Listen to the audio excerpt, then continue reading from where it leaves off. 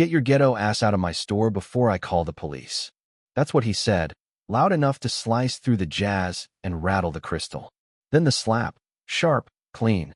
A sound that made 50 people freeze mid-step, while a chorus of phones rose like a field of tiny shields. Yeah, that happened. Zara didn't flinch, not really. Just touched her cheek like she was confirming a weather report. Blazer perfect, briefcase locked in her hand. Eyes flat and dangerous the way still water hides a drop-off. And for a heartbeat, the whole floor went quiet in that heavy way crowds get when everyone realizes they've just watched a man ruin his life in real time. Let me back up a sec. 10 minutes earlier. Associates hovering with those polished smiles that always stop an inch before their eyes. Zara stepped to customer service with a $3,200 Italian leather bag, zipper already failing. The blonde behind the counter went cool the moment the barcode beeped. Manager approval. Very busy. You know how it is. Except it wasn't how it was for the white woman who showed up 5 minutes later and floated out with a refund and store credit before Zara even made it to minute 12 of waiting. You know what I mean? When he finally arrived, Brad Hutchinson, slick hair, cheaper cologne trying to outfight expensive suit. He looked at the bag like it owed him money. "We don't take back abused merchandise," he said without looking at Zara. She checked her watch. Board meeting across town in, what, 10 minutes now? "It was defective at purchase," she said. "It's a quality issue." He smirked like he was allergic to the word quality. "Listen, we don't cater to people who buy things they can't afford and then panic." And his voice rose so the right audience would hear. Phones tilted. A fashion blogger, Riley, went live with a whisper to 12,000 followers. "Something ugly is happening at Lux." Comments began to fly. "Get names, record everything." "Corporate doesn't care," Brad said, stepping close enough that his tie brushed the return counter. "That's why they pay me to handle problems like you." That's when the air turned different. When he said people like you and let the poison in the room name itself. Another customer, older, white, clasped her purse and said, "Young man, you're being rude." He swiveled, told her not to interfere, then turned back and delivered that line like he'd been saving it for years. The slap wasn't an accident. It was punctuation. Security arrived after the sound had already written itself to memory. Marcus, the veteran guard with the steady eyes, made a slow scan and asked, "Sir, what's the situation?" The crowd murmured. "She hasn't threatened anyone." Phones everywhere. A tweet thread spun up. "Blatant racism at Lux. Manager slapped a black customer." "Security, remove her," Brad barked, chest up. Certain that volume could manufacture truth. And just when he thought he'd won the optics war, the regional manager pushed through. "Janet Morrison, heels like hammers on marble." "What is going on?" she said, voice sharpened by the knowledge that whatever it was already online. Brad moved fast. "She's fraudulent, belligerent, threatening." And the crowd moved faster. "We have video," Riley called out, holding her phone like evidence at trial. Janet's eyes did that quick math managers do. Cameras, witnesses, mirrors catching angles she hadn't controlled. "Let's resolve this quietly in my office," she told Zara. "There's nothing quiet about assault," Zara said, and the words carried. Clean, steady, undeniable, like a bell. Now here's where the world tilted. Zara set the damaged bag aside, opened her briefcase with surgeon hands, and slid out a leather portfolio embossed in gold. "Let's discuss standards," she said. And it wasn't a threat. It wasn't even loud. It was simply a door opening to a hallway you didn't know you'd been walking toward.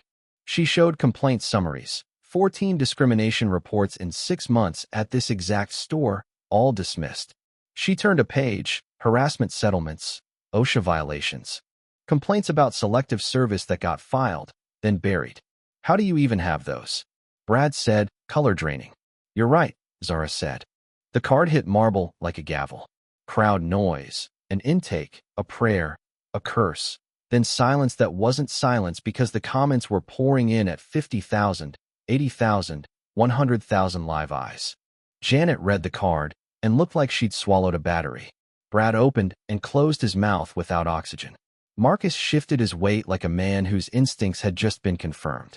"You assaulted a black woman," Zara said. "And coincidentally, the one person in this building with power to correct what you are." You could feel every camera tighten the frame. Lawyers arrived. 3 of them, charcoal suits that didn't need to shout, and 2 NYPD officers with Detective Sarah Chun at point. Riley's stream spiked. "We have video from multiple angles."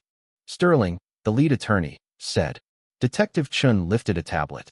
"Mr. Hutchinson, I need to inform you of your rights." "Wait," Brad said, desperation cracking through. "Can I speak to MS Williams?" Zara let him, with the detective standing a breath away. He tried to confess an excuse in the same sentence. Wife left, kids don't call. Promotions passed him by, and he dug to the rot at the core without meaning to. "I think I stopped seeing people as people," he said. That honesty hurt in the way truths do, useful and too late. "You have 2 choices," Zara said. 1, arrest, prosecution, civil litigation. Your name becomes a case study in what not to be. 2, you become a different case study, 200 hours of bias training. Public accountability. Work with us to expose and dismantle the exact patterns you built your authority on. Sterling raised an eyebrow. The crowd murmured. He whispered, and you could hear 300 phones record the signature.